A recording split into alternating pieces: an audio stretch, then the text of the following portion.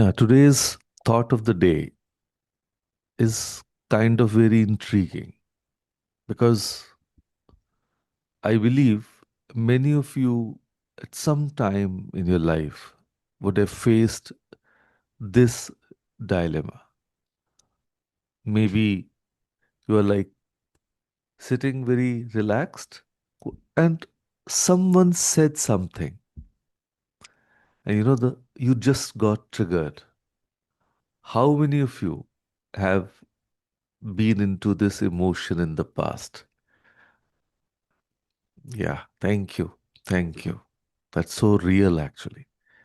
And later on, we realize, oh, we could have avoided it. So, this ugly situation, we didn't need to face it.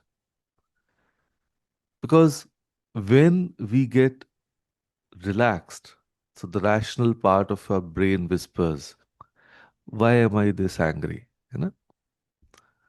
So, of course, this kind of situations are familiar to us. So that invisible force that just hijacked our emotions. That moment when a small action, somebody said something, somebody did something, and that created a massive reaction in us. So today, actually, we are exploring exactly this. That is navigating emotional triggers in teams. So here's something, nobody teaches us in school or in orientation programs. The triggers are teachers in disguise. They reveal where your peace still depends on others. So let me break that down. A trigger isn't really about what someone did. It's about what it reminded you of. Yeah. It's not about the present moment. It's about an unhealed emotional wound from the past that's reacting to external behavior right now. So think of triggers like this. Imagine your emotional system is a home with rooms, right? So some rooms are well lit, organized, comfortable. But then there are a few rooms, maybe from childhood, maybe from past relationships, maybe from previous work experiences that are dark, dusty, and full of unprocessed pain. Yeah. So when someone behavior accidentally opens the door to one of those rooms, that's a trigger. And that is why we say our triggers are actually unhealed emotional wounds reacting to external behavior. And here's the most important part: the person who triggered you, they usually have no idea which room they just opened. They're often not being malicious, they're just being themselves. So let me paint a scenario you've definitely experienced: the CC everyone email.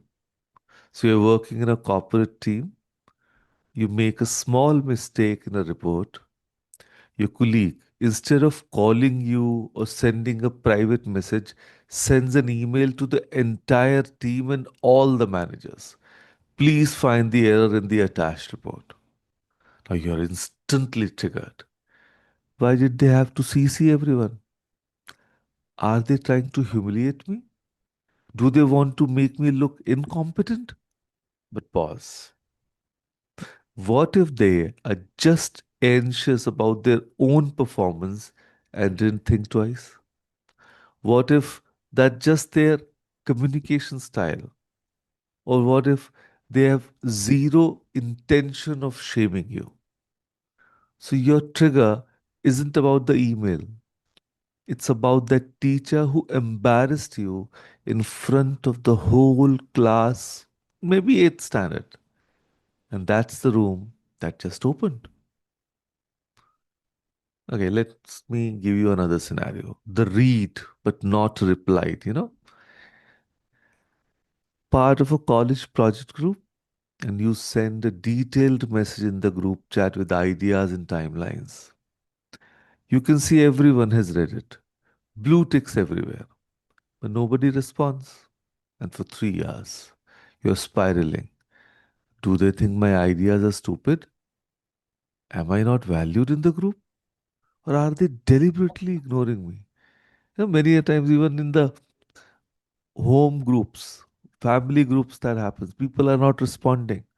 Or maybe in your society's group, you have put in some message, you want people to respond, and they don't.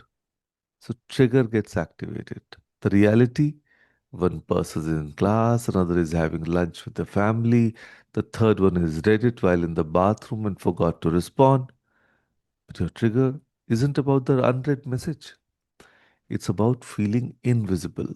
Perhaps from being the middle child or from being overlooked in family decisions growing up. And then let me do another scenario. The let me just do it syndrome. You're in a team at work or school. You're working on your part diligently. The one team member with good intention says, you know what? Let me just handle this part too. I'll finish it faster. Instant rage. Do they think I'm incompetent? Don't they trust me? Am I not good enough? But maybe they are just anxious about deadlines. Maybe they are control freaks who do this to everyone. Maybe they are trying to help, not insult. So your trigger isn't about their offer to help. It's about never feeling good enough. Maybe from strict parents or from constantly being compared to a high achieving sibling. So, same situation, different people, different triggers. Why? Because we are not reacting to what is, we are reacting to what it reminds us of. And here's a game changer: learn to pause before reacting, separate fact from feeling. And actually, this simple exercise will make you responsive instead of reactive. So, when you feel triggered, your brain is processing at a lightning speed. Fact, they interrupted me. Story, they don't respect me. Feeling, I'm worthless. Reaction, explosion. And all this happens in just 2 seconds. You know, just snap of the finger. And most of the time, the story and feeling are not facts. So today I want to share with you the pause method. Now, here I'm using pause as an acronym: PAUSE. P, pause physically. Take 3 deep breaths. I know it sounds like generic advice, but it literally changes your brain chemistry. It shifts you from reactive mode to responsive mode. Just 3 breaths. That's it. Then A, acknowledge the emotion. Don't suppress it. Don't judge it. Just name it. I'm feeling angry. I'm feeling dismissed. I'm feeling inadequate. Naming emotions also reduces their intensity by 50%. And this is neuroscience. It's not philosophical statement. Then comes you. Understand the trigger. Ask yourself, what part of me feels unseen or unsafe right now? This question is gold, pure gold. It moves you from blame to awareness, from they are wrong to I am hurting. And then comes S, separate fact from story. What actually happened? Just the facts. They interrupted me is a fact. They think I'm stupid is a story. So learn the difference.